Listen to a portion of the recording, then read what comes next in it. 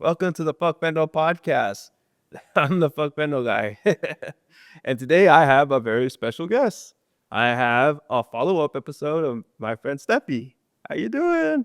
I'm good. How about yourself? How's your Sunday been? My Sunday had been great. Yeah. I'm a Well, little tired, but it's been great. I'm tired. Thanksgiving, all the fun stuff. You're on the turkey recovery train the right now.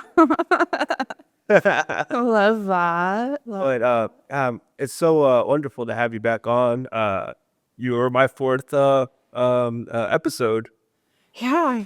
Yeah, it was awesome. I really enjoyed having you. Oh, did you do another one with me too? Yeah, we co-hosted. Co-hosted that. Yes, that was super fun. I got a lot of really good, positive feedback on that too. A lot of people enjoyed that. Oh shit! Yeah, it was really cool. I forget your friend's name, but she was really funny. Erica, yeah, she was really fun. I like that. I really thoroughly enjoyed hanging out with you guys. Oh fuck yes! Yeah. So yeah, that was like maybe almost 2 years ago. Yeah. Right? Yeah, because I'm entering my fourth year of sobriety, which Really? is so crazy. Yeah. And then I was about a year and a half. And yeah, not thinking about it, so much has happened since then. So much. So I feel like we have a lot to talk about. No, you're all good. Yeah. Well, what's happened in the last 2 years? In the last 2 years, I mean, things are good. I guess I didn't really have too much that I struggled with, because everything was pretty easy when we talked last. The biggest thing that I dealt with was that my son was hospitalized last December. Yeah. That was wild. That one was probably the biggest trial that I've endured while being sober, because going through sobriety, your emotions are raw all the time, and you kind of have to address them as they come instead of being codependent and numbing yourself throughout the entirety of different situations. And I've never dealt with something so traumatic sober before. Yeah. So that definitely threw me for a loop. It was really difficult. My son was life flighted into UC Davis of Sacramento because he had been in his dad's care, and he had an appendicitis that wasn't treated immediately, so he ended up going septic, and the sepsis was pretty much killing him, and so he was in a medically induced coma, and all of these different things were happening for about 3 weeks, almost a whole month. I was out there sleeping in a hospital chair bed. And then the whole time, I remember I got the call and I hit my bathroom floor. I was like, no. If there's anyone that deserves this or anything like that, I would take his place, And I called my best friend and I was like, I don't know if I can stay sober. I don't know if I can do this. I was losing my mind. I called my little sister and let her know, and then I freaking didn't know what to do with myself because my flight wasn't leaving until noon, and so I went to the gym. I was like, whoa, positive coping skills, because I have to get myself to the airport. I'm gonna go work out. Whole time just disassociating, okay, let's hit these legs. Yeah. Don't worry about what's happening. You can't control this. You just got to get this done. Because it was 4 a.m. when I got the call. I was like, what do I do? My flight doesn't leave for 8 hours, Yeah, so 8 hours must have been so brutal. Yeah, it was. And I was just sobbing at the airport. I don't even know how I didn't get stopped, just to be like, ma'am, are you okay? Made it through the flight, made it to the hospital in time for my son to have surgery. I was losing my mind. He was rolled in on a breathing machine. They put him in a medically induced coma, and he had a respirator and all of these things and a tube down his throat. And I was like, I don't know if I can do this. Yeah.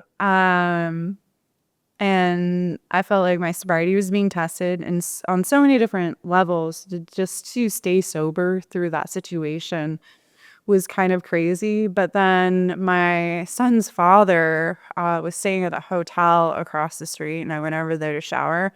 And I kid you not, I walk in and there's beer and a bottle of whiskey sitting on the bar as you walk in. And I looked at it and I was like, oh, Yeah, yeah. it was like a really big test. Yeah. You know, it was like, "Who do you want me? Like, I can help you. Do you feel bad?" But then I was filled with so much anger because I was like, he's drinking right now during this time. See that? And I was like, no, this is not the route that I want to go. And I like got in the shower and just left that hotel room. I was like, I can't do that, right? This is like the silliest time to even think about drinking or think about messing up my sobriety, especially because I was walking into my third year. Right. And I think that was the hardest. That was the biggest test. And then the test that continued after was just dealing with the aftermath of the severity of the situation. Because we flew home and my son needed around the clock care and, you know, being home and in a familiar place, knowing that I could drink, knowing that I could do drugs if I wanted to, and not doing it was like crazy. And like life just didn't quit. Like I had so many things hitting me from so many different angles too, like trying to figure out the insurance. So the insurance would cover his stay and his freaking helicopter ride, because that's crazy. Yeah. And then I wasn't working, so I had no income. So I was completely reliant on a GoFundMe that my little sister started, and my FMLA wasn't kicking in. It was just so many things that I was dealing with at once. And my son needed me to bathe him. He needed me to help him eat. He needed me to like have a space for him to like walk him through the house. He was handicapped, and I had no idea how to handle it. I was like, what?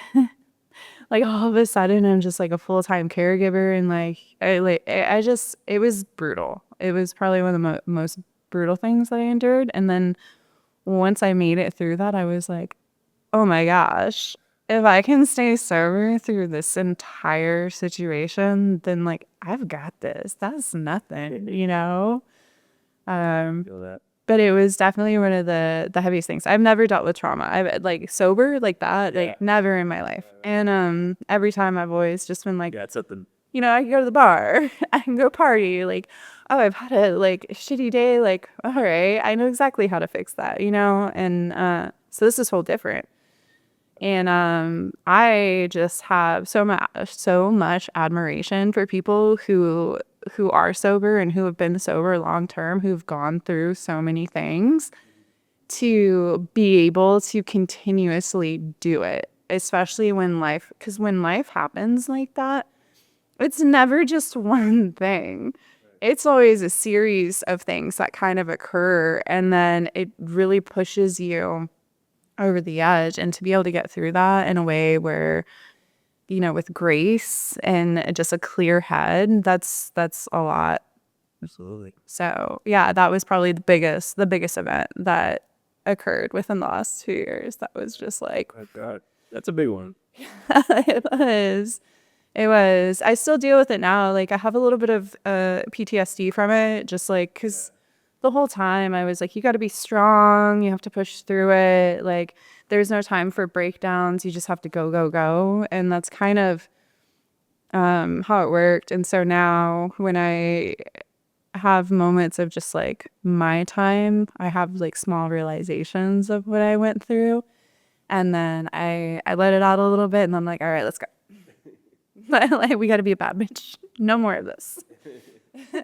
So, but yeah, I think that was the biggest one. I got a promotion with my work, which was really good. Oh, right after. And yeah, right after this, I started working remote. Okay.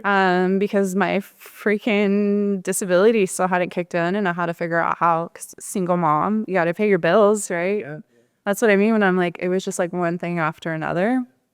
And so I called my boss and I was like, hey, I need to be home, but can I please work remote? Because I really need an income coming in right now. And my boss was like, oh, heck yeah.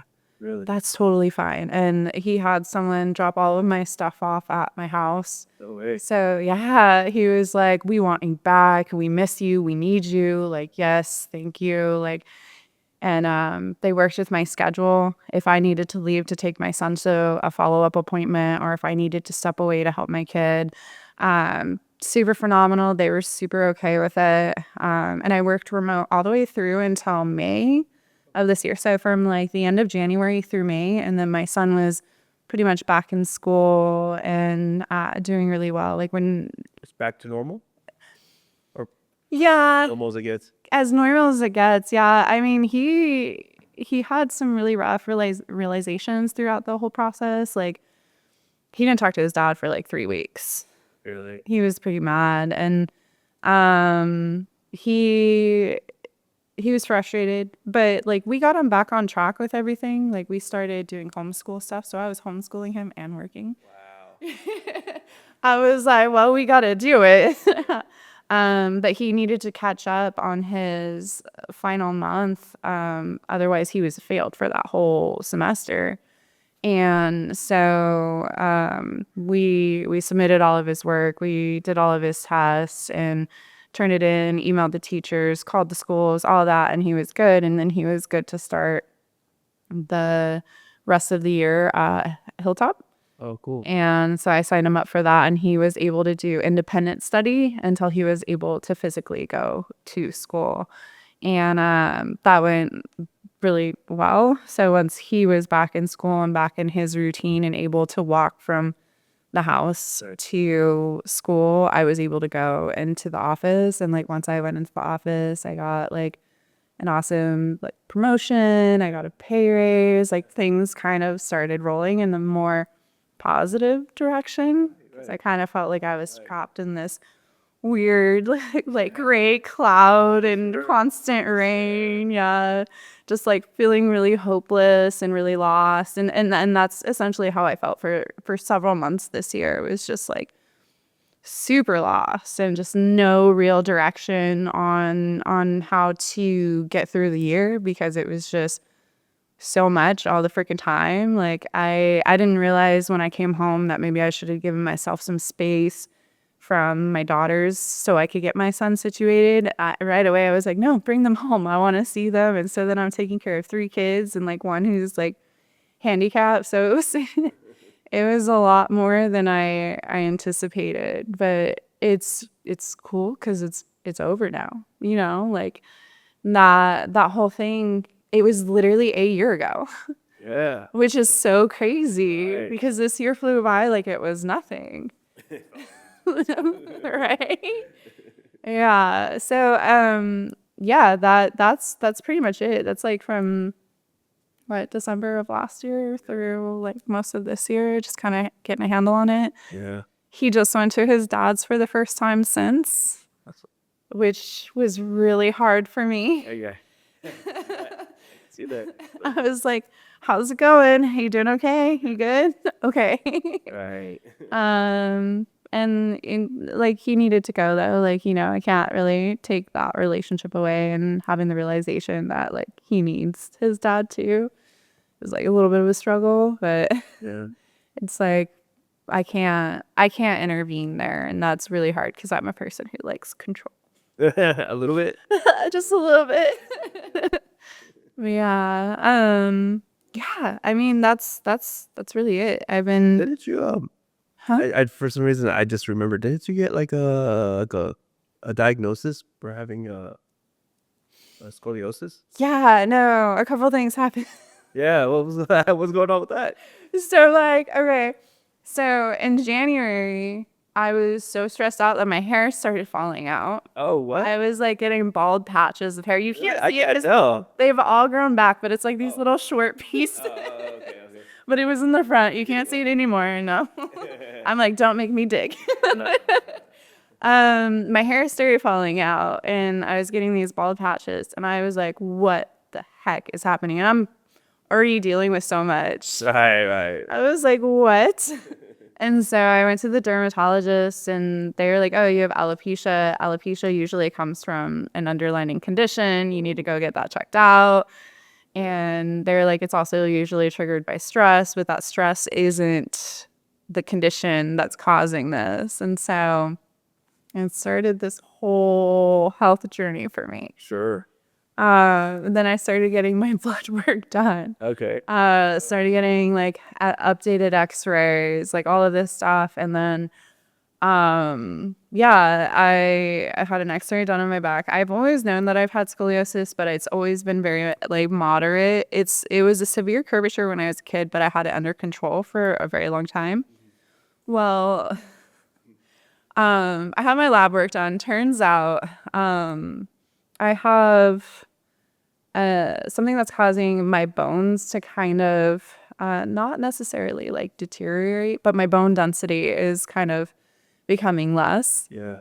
But there's not too much they can do to diagnose it because they said like it's hard for insurances to like cover that unless you're like post or pre-menopausal. And since I'm young, Yeah. they're just like, there's not too much that we can do right now. And so they went the route of being like, well, she has scoliosis. We need to look into her bone density. And so they had to do the x-rays. When they did the x-rays, they found out that I have a pretty severe curvature. Oh, really?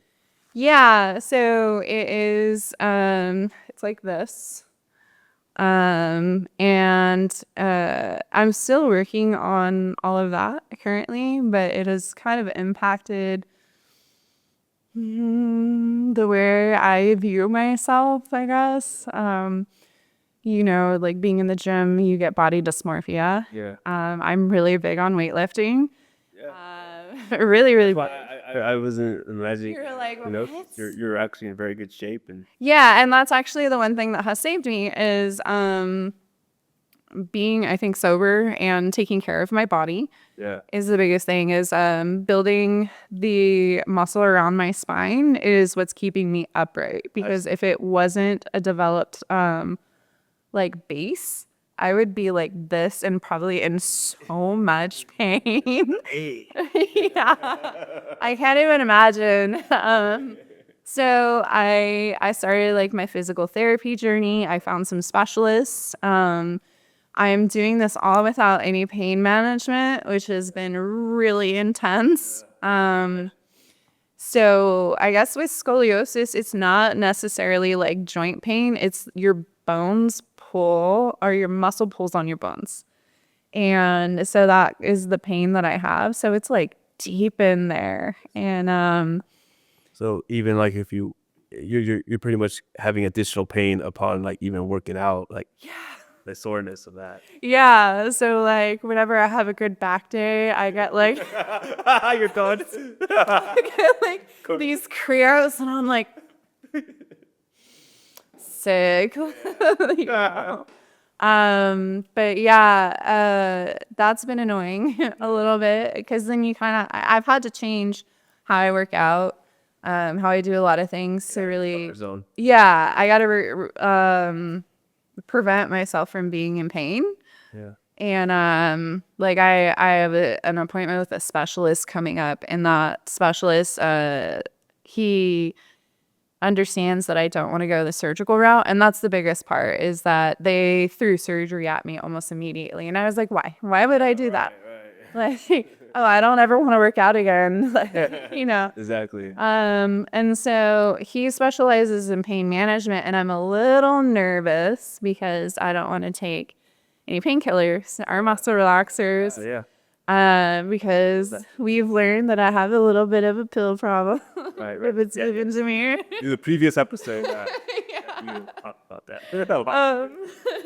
So I don't want to go that route, and I don't want to be reliant. And so I'm really just trying to figure it out. The biggest pain management I have is lidocaine patches, which are great, but it's just like surface level, Got it. you know. So yeah, that was something that kind of came along during the time that I was taking care of my son too, and So that was at the same time. yeah, it was all at once. I'm not even kidding. I got hit by a guy on a e-bike, my car. He freaking slammed into the side of my car. And it wasn't even like I hit him. I was halfway in a driveway and this guy just barrels into me. And he got up and he like punched my car and he was like cussing at me and all this stuff. What? Yes. And because of the California law, this dude was awarded insurance money and I was losing my mind. And this is happening during the same freaking time frame. I was like, what is going on? I was like, whatever I did in my past life to like deserve all of this karma right now. I'm sorry. I repent. Yeah. Please forgive me. I'm done. Like, I need help. I don't want to go through this anymore. Please stop. So yeah, all of that was all at once. And now I'm just trying to navigate through it. And if I can get through it with, with a clear head, I think I'm good. Right. But yeah, I mean, it's crazy that you brought that up because I try to forget about it, but like I'm sorry. it's there every day, I see it every day. But yeah, it is crazy. And I started trying to post body positive things. A couple of reels that I posted got like really good feedback, and just showing that you can work out even if you have like a severe disability because it's considered a disability. Yeah, I would. Yeah. Disability. Right. And like you have to take care of your body, and the best way to take care of your body is just moving, and working out. So like I kind of took this instead of taking it and being like, oh, poor me. Yeah. I was like, okay, well, I was told that 90% of the people who have scoliosis don't go to the gym, and that's part of their problem. So if I start talking about having scoliosis and going to the gym, maybe that will help other people who have scoliosis who don't even know where to start. Right. Like I didn't even know where to start when I started my fitness journey, and that wasn't even in my head, And so I started doing that. But as we know, I'm terrible with posting on social media and like updating things. So I haven't really developed anything new for that yet. But like that was my whole focus point for that, was to kind of just build confidence in myself and to help other people develop confidence for them. Absolutely. Yeah. But I mean, I feel like that's so small compared to like so many other things that have been going on and just in the world in general. And so I just try not to like think about it too much. Just like I just gotta get this workout in. Yeah. I gotta Think about the next PR goal. right? I just gotta build this back. Yeah. Yeah. But yeah, you look great and Thank you. Thank you. awesome. It is. It's inspiring though. Thank you. Inspiring. Yeah, I mean, it's hard because when your body dysmorphia is real, right? So when I look at myself, which I try not to do, when I look at my body and I see my spine, it looks worse to me than it is. And there's a lot of people who are like, I never knew, I didn't notice, or stuff like that. Even my trainer, he was like, girl, like it's not even that bad. What you're focused on isn't there. And Get that. And yeah, so you can't do anything about that. So imagine having that factor, Yeah. and like being like, oh, I'm so disfigured. But it's a real thing. Like nobody can be like it's all in your head, because it's real. That's the worst part about it. And then my daughter was diagnosed with scoliosis as well. Oh, no way. So I learned that it is hereditary. Yeah. She has a 25-degree curvature in her mid-spine. Yeah. The difference between her and I is that when I was a kid, I didn't have somebody to take care of me because I grew up in foster care, and they didn't do any preventative care. Right. And so for my daughter, she has someone to get her the care that she needs to prevent it from getting to the degree where I'm at. So I've been focusing on that, and that's why I've tried to maintain like a super positive outlook on my own, because I have to be a better influence for her. Like she has to wear a back brace for 16 to 20 hours a day. Do you know how annoying that is for a damn. teenage girl. Brutal. Yeah. Yeah. And like she doesn't want to wear it to school, and Of course not. you know, and we work around it. Like I kind of came to like an agreement with her that once she gets out of school, she wears it, she sleeps in it. When she goes to school, she can Take it off. take it off, and then she does the same thing. She comes home and she wears it for about 17 to 18 hours. Yeah. Doing that. And but yeah, I realized that I couldn't be mean to myself because I really had to help her get through her situation, because I don't want her to develop any poor body image issues that result into like, you know, her not liking herself or being insecure or anything like that. Because like when you're raising kids, you have to be better for them, you know. And so she was diagnosed and she got a brace, and it's almost like healing my inner child because I get to have the opportunity to be there for her in ways that people weren't there for me. And like I have no training in how to be a parent. Nobody does, you know. And it's really cool too because the way her insurance works, everything is completely covered. Nice. Because it's considered a chronic disability. Yeah. And it's to ensure that all of her healthcare and everything that she needs is fully paid for. So if she ever needs any sort of spinal surgery or any extensive specialized care, completely covered, no cost. And I guess that's for like every 6 months it renews. So every time she goes to the doctor for a new checkup, new set of x-rays, all of that, they renew it again. So that's pretty cool. It's just like trying to be a solid support system for her at this point and just encourage her to wear that freaking brace. Yeah. With that. With that embarrassing thing. Like I was like, you don't want to have back pain like I have back pain. Like, Yeah. like, you don't want this. So you gotta wear it. Yeah. I feel like it's been one hell of a year. Like now talking. I was like, hey. Well, you know, I did want to touch up a little bit though because I know we covered this already on the first podcast, but you know, you did grow up in foster care, Yeah. and you know, you ended up in a lot of binds with codependency and alcohol and Yeah. addiction, Yeah. stuff like that. So Yeah. I do think it's awesome that you are sober and you're able to be there for your kids, and you know, obviously, you know, stuff happens. Yeah. I feel like this generation is the generation of change, right? And chain breakers. Yeah. Okay. I see people like Natalie Rose, Right. totally inspiring, Yeah. you know, and you, totally inspiring. Honestly, a lot of the Fuck Fentanyl podcasts, super inspiring. My mom listens to it like all the freaking time. All the time? All the time. Nice. Also, my mom. She loves it. She loves listening to it. But I think that this is the generation of change and chain breakers because yeah, I grew up in foster care and I know codependency really, really well. Like so much so that I've been doing like I've gone to therapy this year. I've been doing self-help books on codependency, even though I don't feel codependent doesn't mean that I'm not codependent. Let me get that out real quick. Sure. You know, and I've learned that a lot of people who are codependent have witnessed codependency in their life and they've had abandonment issues, and so they're trying to like fill that void over and over again. And I do just see people stepping out of that.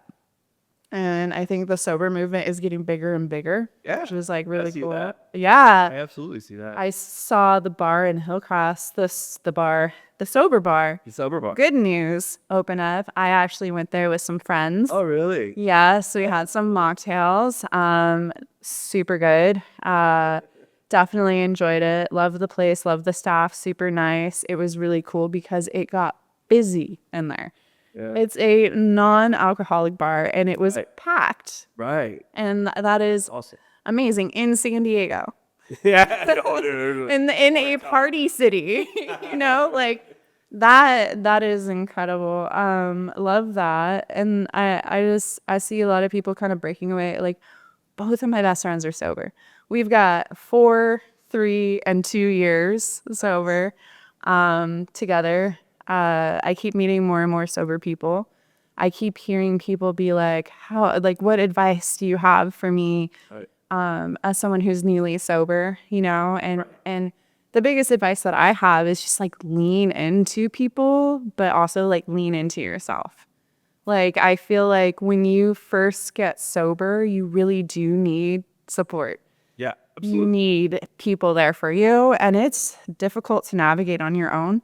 But I do also realize, like, after a couple of months, you kind of like step away from like that Sure. dependency on other people, and you still need their support and you still need them there, but also you need to sit with yourself. And I think that I've kind of watched that happen within my life too, because like when I first got sober, you saw me, I was going out doing stuff all the freaking time. Yeah, for sure. I was meeting new people, I was doing different activities, and now I'm like so content being at home. I'm like, I'm going to read out of my self-help book, and I'm going to do a couple of these activities, and I'm going to go to bed on a Friday night. Yeah. with I'll go pick up my burrito or something because it's my cheat day, and I'll do like a little dance walking in my room and be like, all right, let's go read. Okay, I'm gonna write about it. But yeah, so ADHD trained. So yeah, so it's crazy to go from foster care, addiction to sobriety, and to stay sober, especially when you have a whole family history of addiction. You have a whole family history of just abandonment stuff, childhood trauma, just trauma in general, you know, and choosing to walk away from the convenient way to address it, which is drinking. Drinking. Yeah. Yeah. So I think it's really cool to be that influence too, Yeah. and also talk about it, because a lot of people don't know. I'm very private, like, Yeah. and to let other people know, like if you struggle with this, there's totally a way out. Sure. It's not like super easy all the time, because I made it look easy, I think, the first year, and then Really. and then entering that third year, the world said, you need to humble yourself, a little. sit down, and let me show you what is hard about sobriety. Sitting there like, this girl, she needs a little spice. Let's throw it in there real quick, see how she handles this. And man, I've heard people say too that like your third year of sobriety is kind of crazy. Is that true? Let me see. My third year, I got probation that year. Okay. That was cool. No, actually, it was kind of cool because I was actually where I was like, oh, I'm actually serious about Yeah. this. No one's looking over my head anymore. You didn't feel like the probation being lifted was like a test? It was a test. It was. It was. Yeah. Yeah. Because I was at first I wasn't gung ho about being sober. I just was. I felt like it was forced. Okay. And then it wasn't until it was like 5 months or 6 months I was like, I'm done. I don't want to do this anymore. Yeah. And I wish I was gung ho about it at the start, but that's just not my story. Yeah. And then I was on probation, and it wasn't the biggest deal in the world. I mean, every once in a while I get searched, and then whatever, I do random drug tests and stuff like that. But I guess when that was finally over, like it's 2016, I was like, you're good. And I'm like, okay, well, what do I do now? Yeah. I'm so used to being in the system. You're like, I'm so used to these random drug tests, and now you're telling me they're not there anymore? Yeah, it's so weird. If that's been weird, you're just like, wow, I've been doing it for 6 years. Like, this was like, that was part of my life forever. Yeah. So moving forward now, and Yeah. that was really cool. Yeah. And oh man, I've had little tests throughout my sobriety for sure. Life does get real. Depression. Yeah. And that's really real. Yeah, Yeah. it does. With the holidays. I was considering antidepressants this year Oh, really? because I was just so depressed. I was at a friend's birthday party. Yeah. And I loved her so dearly. Like, it was my friend Sierra, and I love her so much. She's such a positive ball of light. And I'm at her birthday party, and I was just disassociating. And I had only been there for like 45 minutes, maybe an hour. And I was just like, oh my God, I need to leave. And then one of my friends noticed and was like, Steffi, are you okay? Yeah.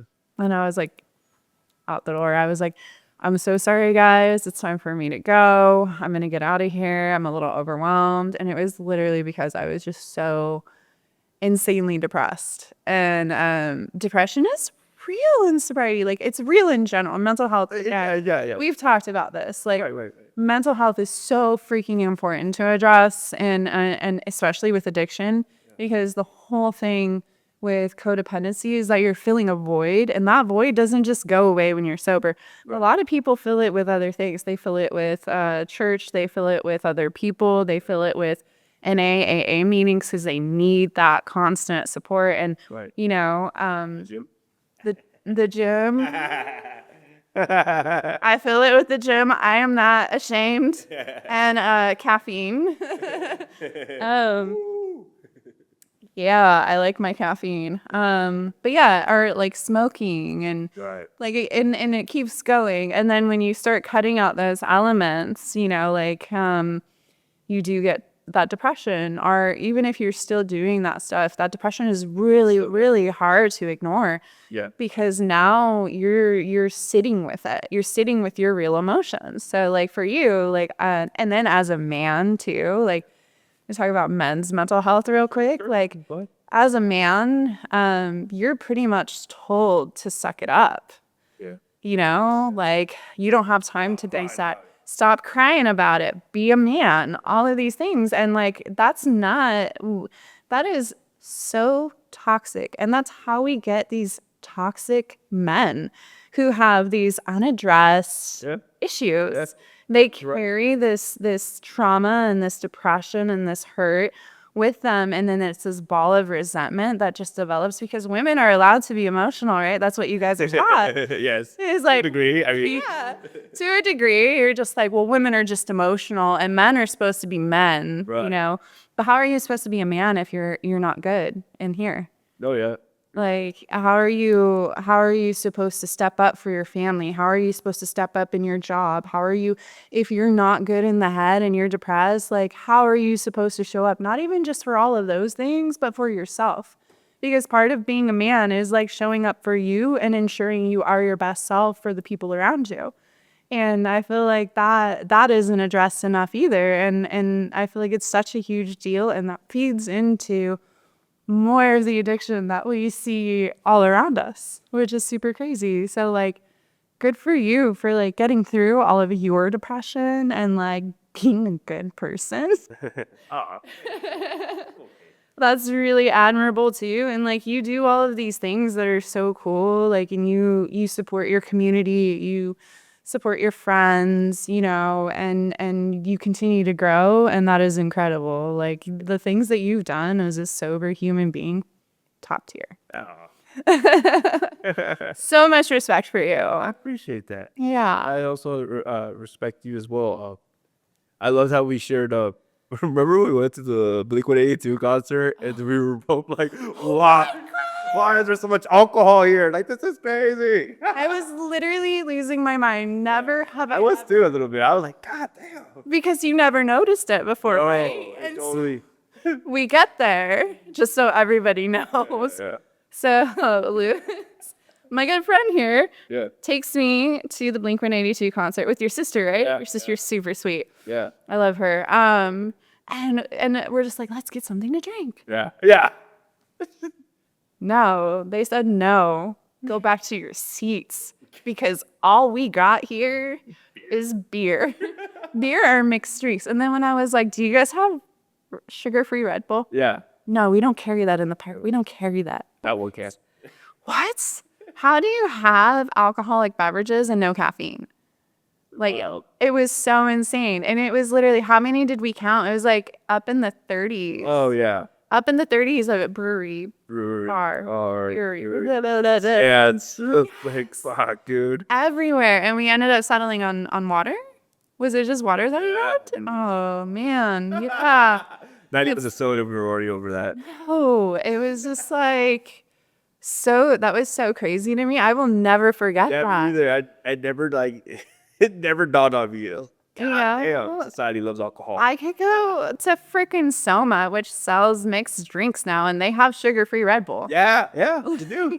How does Petco not have sugar-free Red Bull? But yeah, alcohol is so glorified. It's so normal. It's so crazy. So normal that there's not a freaking stand where it just sells drinks, like normal beverages that aren't, boozy. And it's also crazier too because it's a family place. So what do you do with these 17-year-olds? You're just giving them freaking Coke? Like, Something super unhealthy for them. oh, remember the underage kids though that were like the underage people that were behind us that were like clearly drinking though? Oh my God. Yeah. That hurt my brain. I'm like, wow, that really sucks. But also, I remember being underage and doing stuff like that too, But I was like, dang, what We're the heck? exploring and going through our journey. Going through our journey. Yeah, I have a freaking 17-year-old kid who's never drank in his life. Oh, wow. Isn't that cool? That is fucking rad. I thought that was pretty cool. And like That's fun. my girls who are also teenagers, not drinking or exploring drugs. Yeah. Super cool too. Because I'm like, when I was 14, I know, right? I was at someone's house smoking a blunt before school and sitting in my 8th grade class, stoned out my mind. And so I'm like pretty impressed. And they have no drive to, I don't think that there's gonna be a point in time where they're actually gonna ever experiment. Which is why I said like our generation, completely like chain breakers. I like to think that. Yeah. Really, that's a really good thing to kind of notice about, because like, well, I always bring this up, but with the Betty epidemic, fentanyl and everything, and Yeah. it just totally, like, I think as fucked up as it is, and a lot of people died from it. It was an eye opener of like, hey, like, not only that, we're trusting our lives, with the, or throwing away our lives for these drugs, but it's also Yeah. we're getting sucked into this like system of like, of being somebody's customer, and you know what I mean? Yeah. And like, I definitely I try my best, to I've worked around youngsters and stuff like that too. There's some at through my work, there's some at my other jobs that I tell them like, damn, dude, it's so like, it's so different, like, and like you do not have to live like how I did. Yeah. I mean, Have you been out to the Pacific Northwest, like to Seattle or Oregon? I actually I'm going to Seattle this year. Okay. So, Prepare your brain. on over there. There's a lot of people doing that little fentanyl lean in the street. They call them boulders, or like, Yeah, that. And there's people like, there are these kids, they look like kids, on this stairwell trying to use something to cover them doing drugs this way, but you could see them doing drugs this way. And they're just in the middle of the day. And it was dead winter. It was freaking like 10 degrees out. And they're out there like smoking crack. yeah. And I think it's back here, right? And whenever I go there, holy cow. Yeah. It is rough out there. It is a huge thing. And it seems like it's so much more insane there versus here. But like, that's, I've been saying this, the government wants you sick. Yeah. Government wants you addicted. Did you? They want you on the fucking streets. They don't care, and Make money off of it either way. you don't see them stepping up to do anything about the fentanyl issue. I have not seen them do anything. Not really. I don't know. It's just disappointing, especially when you have kids dying. Yeah. And people just dropping, or people becoming addicts. I had a friend who was talking about their ex-husband being like, she'd ask them for like, do you have any like Tylenol or anything? He goes, no, I've got fentanyl. And I'm like, Whoa. Hey. what you got? And he's like, yeah, I do fentanyl now instead of shooting heroin. And I'm just thinking in my head, like, you want to die? Yeah. Like you literally are okay with that? And we've talked about this before too, where I think people are just okay with it because they're so far gone that it doesn't matter to them anymore. You know, whatever gets them to wherever they need to be, and that's it. And if they don't wake up, they don't wake up. Right. And it's really sad. Because, yeah, they don't need to live like that. Because sobriety is really cool, to be honest. Like, sometimes it's a little sucky. It's a little dark. It's a little, not about it. But but I love it. And, like you and I could have very different lives right now if we continue doing things the way that we were doing. You probably maybe wouldn't even be here, you know? And, like, that's really, like, everything would be so different, you know? And it's sad. It's really sad. And like, what do you do about that? Like, you just keep talking about it, I guess. Right. My mom was telling me, she's like, you gotta recover out loud. Like, that there's a whole reason to it, because the more you talk about your sobriety and the more you bring awareness to everything that's going on around you, the more people know and the safer it is, or the more seen they felt, and the more people will step forward and ask you for help. And like, it's kind of like what position you're in too, because like working with, people who are in rehab and Yeah. and stuff like that, and which is also really cool because it's almost like full circle for you, like, It is. used to be what you were in doing, and now you're in helping them recover. No, I totally agree. But yeah, that whole thing, it's all really, really sucky. And I feel like people are seeing it more and more though. Yeah. No, absolutely. Like, it's not, I guess it's no longer really, so it's become normal. Yeah. It is. Yeah. Like, how many people do you see in Chula Vista on the side of the street fucking pass out because they're high? Dozens. Yeah. Hundreds. It's pretty rough out there. Remember you seen the welfare park off Palomar? How it used to be before they like have prison gates guarded. Even then, I've seen people cut those gates, the chain gates, and freaking sneak in and do what they gotta do. Yeah. Yeah. Huh.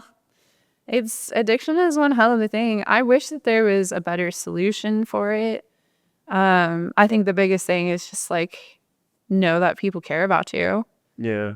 And people are always like, it's so selfish for them to live like this. No, they don't know you better. Yeah.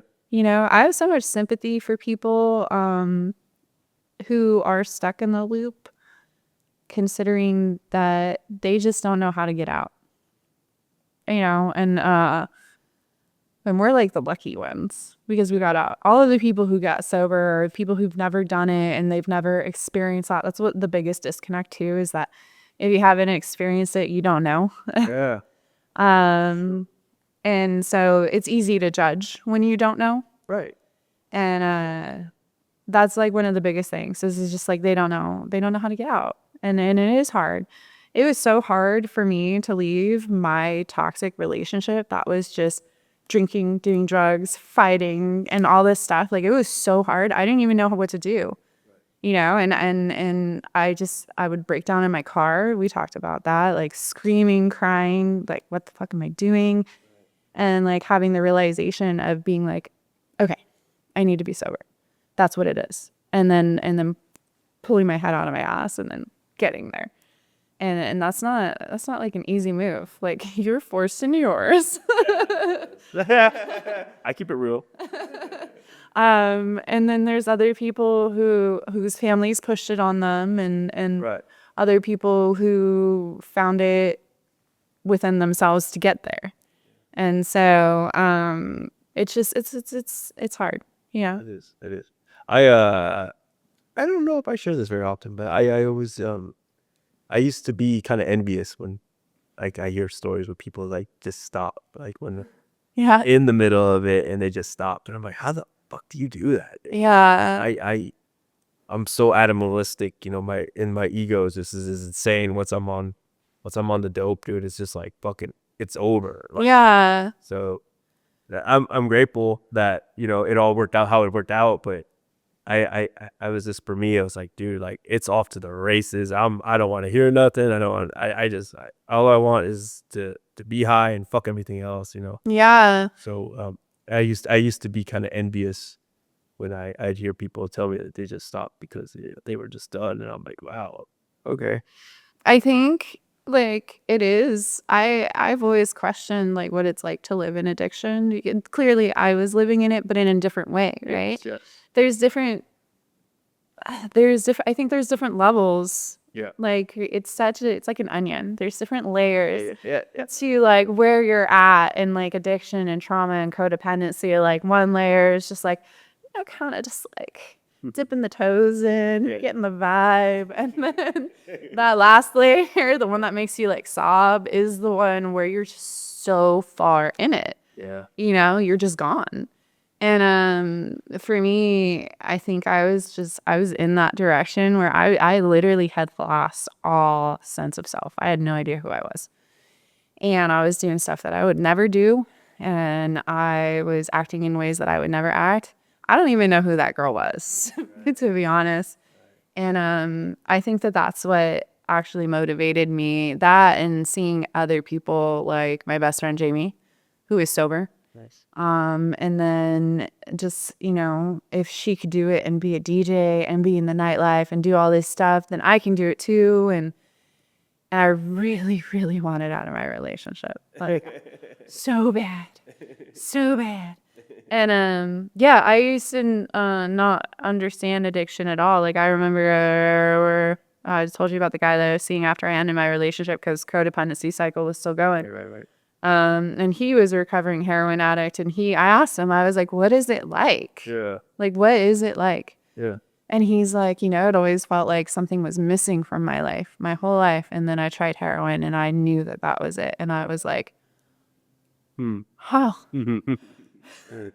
I'm like, so, and then like reading books about codependency, I started to understand it a little more and more and more. And yeah, don't be envious of us that are just like, okay, we're done, because it took us years to get to we're done. He's like, I don't think I would have stopped if I hadn't been done. If somebody had like tried to forcefully end my relationship, I would have kept going back and doing the same shit over and over and over again. And so it had to be a decision that I made in order to like stick to it. And the only reason why I stuck to it is because I kept seeing these small glimpses of who I was, like kind of shining through and finding joy in the little moments. Because there were so many times where I broke down and I was like, all I want is to be happy. I wanted to die. Like I straight up did not want to exist anymore. Like I was like, fuck everything. Like this is my life. This is the way it's going to be. I'm going to be miserable forever.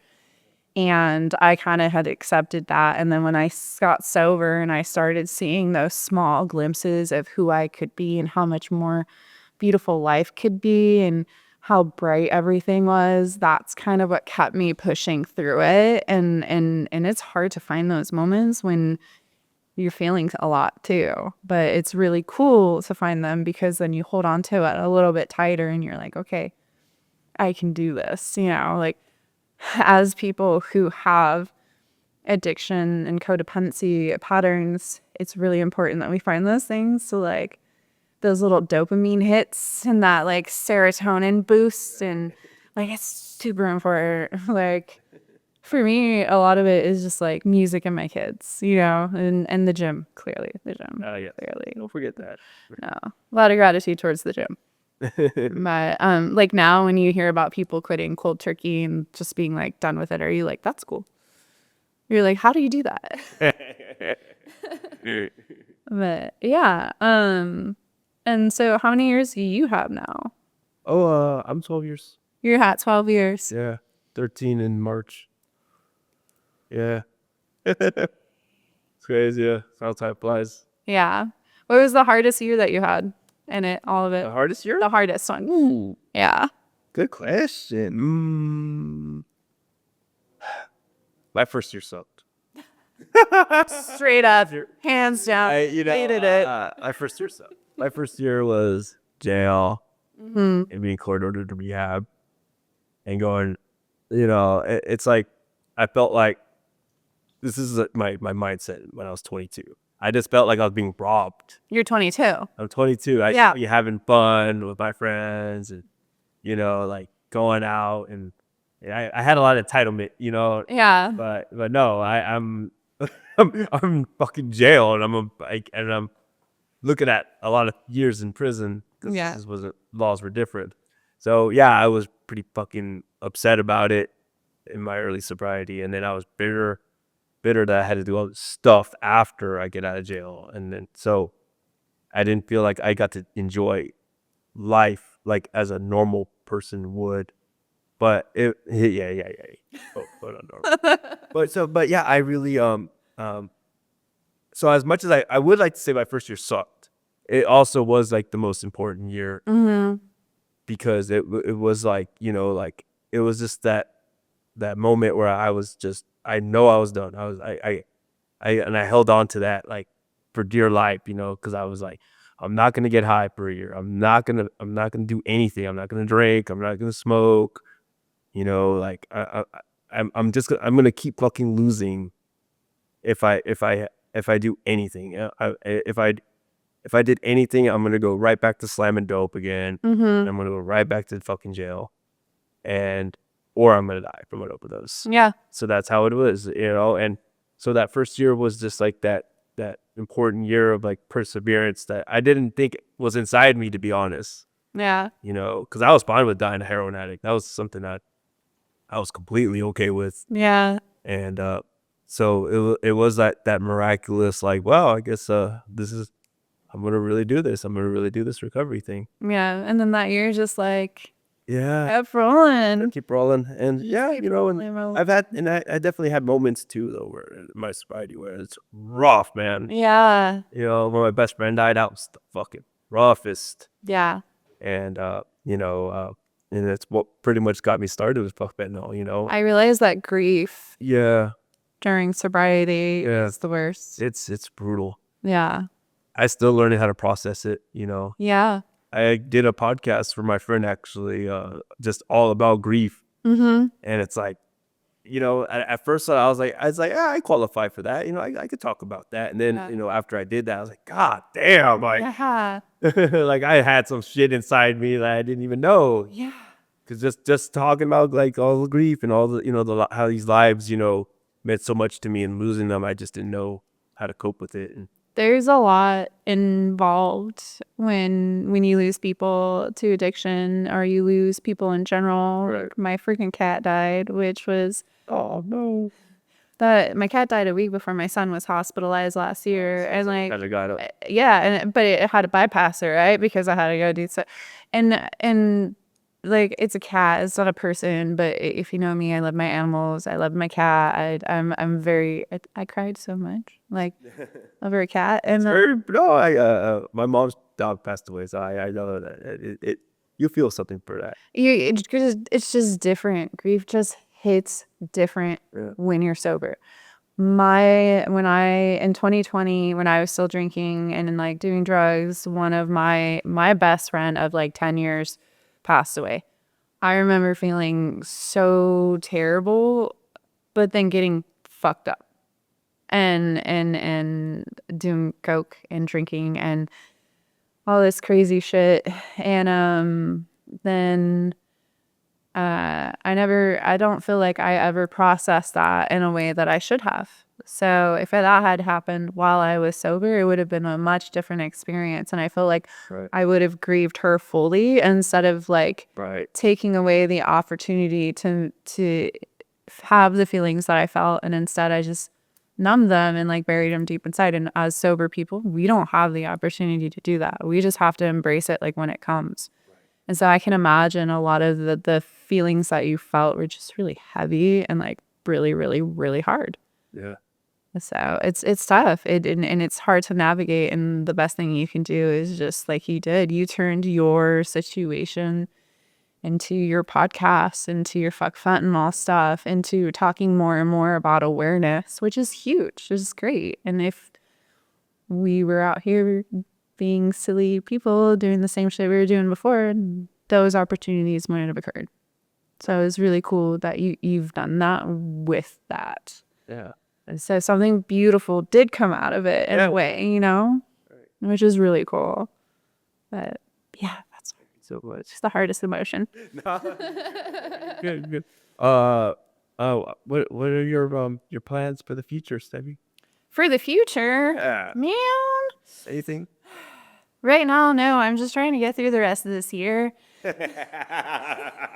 This is one of the worst years of my life, but I've been trying to maintain a positive outlook on it. I think that things are starting to get better. Things are kind of shifting.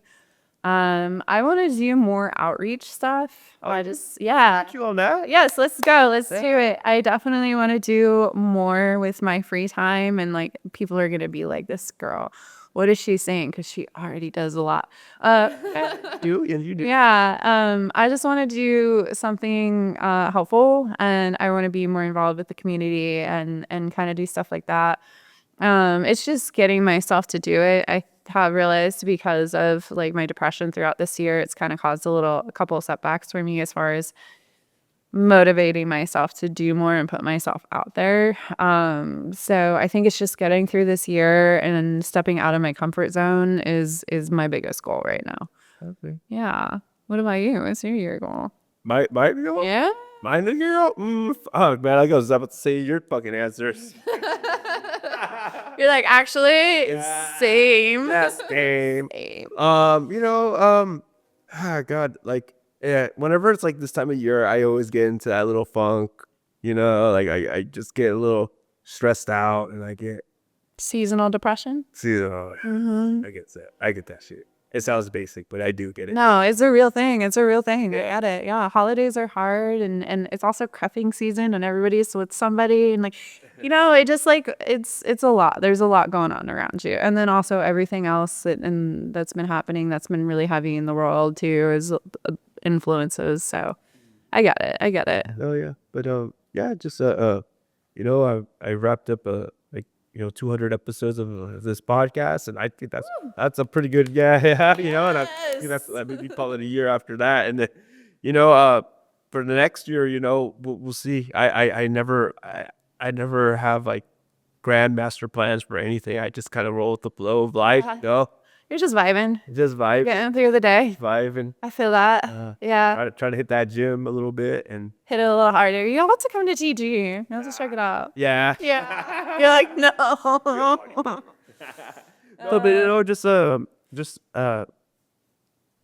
just go with the flow of life. I don't I don't want to future trip really. That's something I can do a lot, but like I just I never want to drink. I never want to get high again. Yeah. And I want that to be like the remainder of my life. And so every year that passes by, I do get a little like grateful. I'm like, wow, that's another one down. Yeah.